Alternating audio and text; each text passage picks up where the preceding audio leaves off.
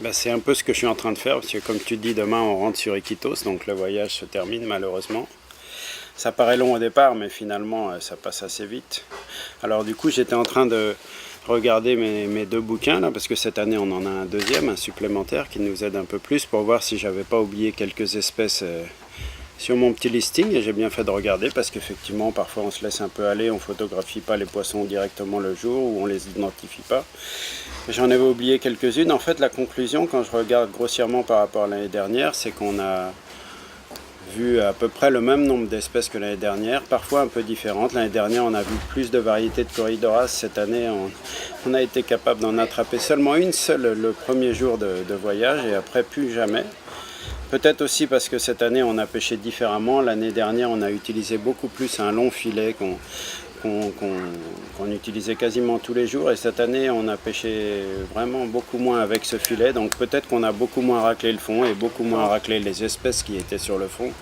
On a eu beaucoup de poissons de pleine eau, et puis bon, la grosse nouveauté par rapport à l'année dernière, c'est que comme on était sur le Rio Nanay cette année, on a évidemment cherché les fameux discus du Pérou, et on en a trouvé quelques-uns.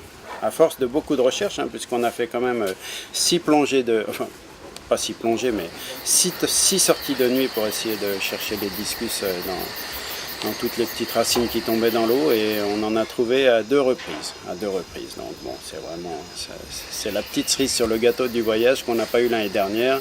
Et pour les amateurs de discus, ça vaut vraiment beaucoup. Donc on a mis beaucoup d'énergie là-dedans. Tous les soirs on sortait du bateau, c'était fabuleux. Et puis bon, sortir la nuit sur le fleuve là en Amazonie, c'est incroyable avec lorsque c'est découvert, ce ciel rempli d'étoiles, tous les bruits des animaux la nuit, cette obscurité, et puis le pêcheur qui nous guide, qui ne fait absolument aucun bruit, c'est extraordinaire. Donc cette année, on a eu les discus qu'on n'avait pas l'année dernière. Voilà. Les variétés ont un peu changé, mais on a eu les discus, donc c'est super. Alors, donc, pour revenir sur les discus, c'est quand même un réglage qui a été fait cette année, avec, tu pourrais peut-être le rappeler, des paramètres bien précis, pas de lune, une nuit noire, pas de bruit, à des endroits bien spécifiques, et les pêcheurs locaux sont finalement bien équipés avec des épuisettes spéciales, c'est ça? Oui, c'est à peu près tout résumé, c'est-à-dire que il faut absolument pas que la nuit soit claire, il faut qu'il y ait beaucoup d'obscurité, donc on pêche dans un créneau horaire qui est assez limité en fait, jusqu'à ce que la lune se lève. Donc on commence en fin de nuit dès que le soleil est couché, ici vers 18, 19h, 20h. Il commence à faire vraiment bien noir, et puis on pêche pendant 2, 3, 4 heures maximum en fonction de la nuit, ça dépend comment est la nuit, comment est la lune. Donc il faut que ce soit vraiment obscur, et on s'enfonce avec les pirogues, puisque la première pêche qu'on a fait, on a essayé de faire avec l'annexe, mais en fait c'est impossible, puisqu'il faut vraiment que ce soit des pirogues fines pour qu'on puisse longer ou s'infiltrer vraiment dans les racines qui tombent au bord de chaque rio, et c'est comme ça qu'on arrive à pêcher les discus. Alors il faut faire vraiment aucun bruit, qu'il n'y ait pas de bruit métallique ni rien du tout, on ne parle pas, et puis les pêcheurs ont des petites épuisettes vraiment adaptées à la taille du discus, c'est-à-dire que ils ont un petit filet rond qui est juste un tout petit peu supérieur à la taille maximale d'un discus adulte, avec un long bâton bien solide, et avec ça, lorsqu'ils arrivent à voir le discus avec leur lampe, puisqu'on pêche avec une lampe bien sûr, eh bien ils vont sous le discus et ils remontent. Ça paraît facile à dire comme ça en quelques lignes, mais c'est très très compliqué à faire, même eux arrivent à en perdre quelques-uns. Mais c'est pas grave, on en a eu quelques-uns, on les a photographiés, on les a regardés, admirés, savourés, tout ce qu'on veut, et on les a relâchés le lendemain, c'était vraiment très très bien. Alors, pour revenir aux variétés plus traditionnelles de poissons pêchés cette année, tu peux nous en citer rapidement quelques familles? On a pêché pas mal de cyclidés comme l'année dernière, avec oui, parfois quelques petites nouveautés sympas qu'on n'avait pas spécialement vues. On a vu aussi beaucoup de cyclidés nains, avec vraiment une grosse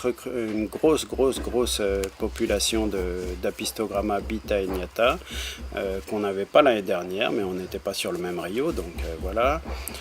Les poissons de pleine eau, on en avait vu beaucoup l'année dernière. Cette année, on en a vu aussi beaucoup, des émigramus, des fessobricons, des characidés, de petite ou de grande taille, ça dépend, mais en tout cas vraiment beaucoup. les poissons-chats, beaucoup moins. Vraiment très très peu de Corydoras. On a vu quelques Rhinelloricaria à droite à gauche.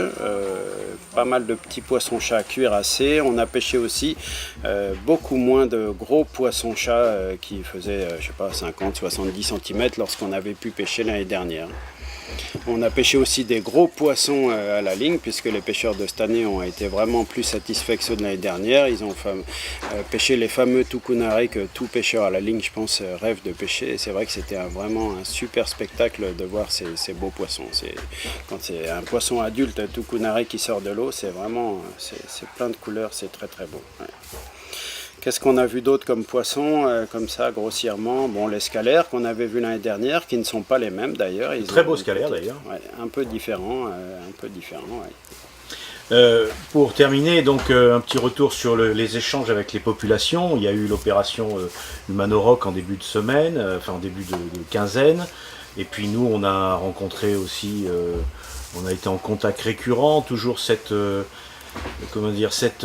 relation très, je dirais, très amicale, très conviviale avec ces populations qui sont accueillantes, hein, c'est ça?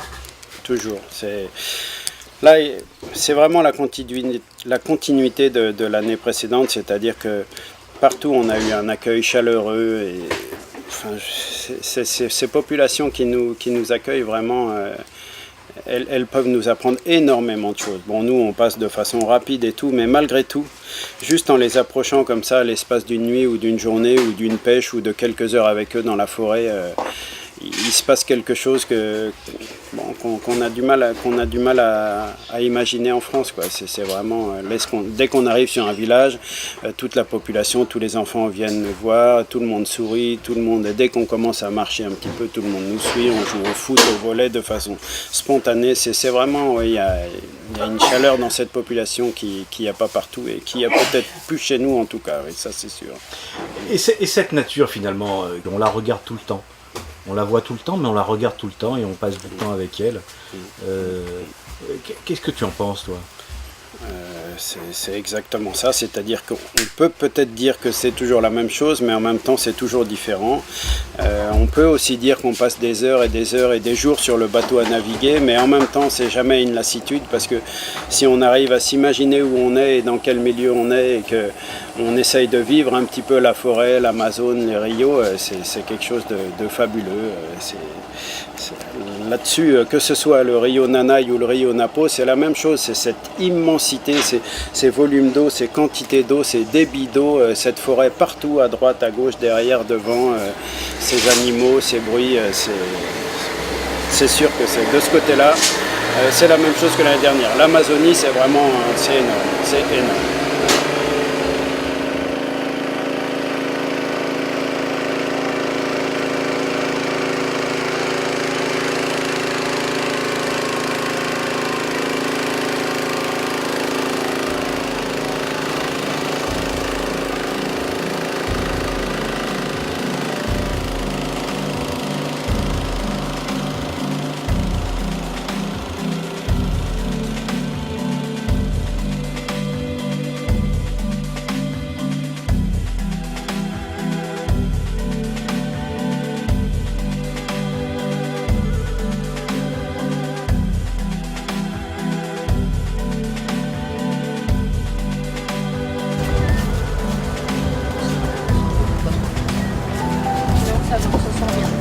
Comment on est? Celle-là à côté, celle-là au centre. Ça va là? Voilà. Alors,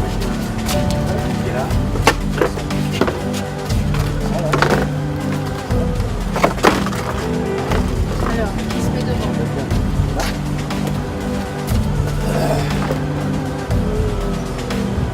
Là. Bah, le club, vas-y. Ah oui, le club. Ah ouais, le club. C'est parisien. Et nous, on reste comment? Bah vous cachez un peu plus possible. Approchez-vous. Qui, on se met devant, c'est ça. Ouais. Ah oui, c'est une bonne idée. Ouais. Je vais venir me mettre là, moi. Ah ouais, d'accord. Alors, bon, ça? Tu souris Jean-Marc, hein, tu représentes le club. Je fais que ça. Bon. Futur président. Pense au club, hein, pense au club. Pas top au niveau lumière. Hein. Ouais, mais C'est loin d'être top. Hein. On peut la faire et puis on fait une autre tout à l'heure. Hein? On peut faire et puis on fait une autre tout à l'heure. On peut faire une maintenant, mais si ça ne plaît pas, on fait une autre tout à l'heure. Bougez pas comme ça, de toute façon, ça prend en vidéo en permanence.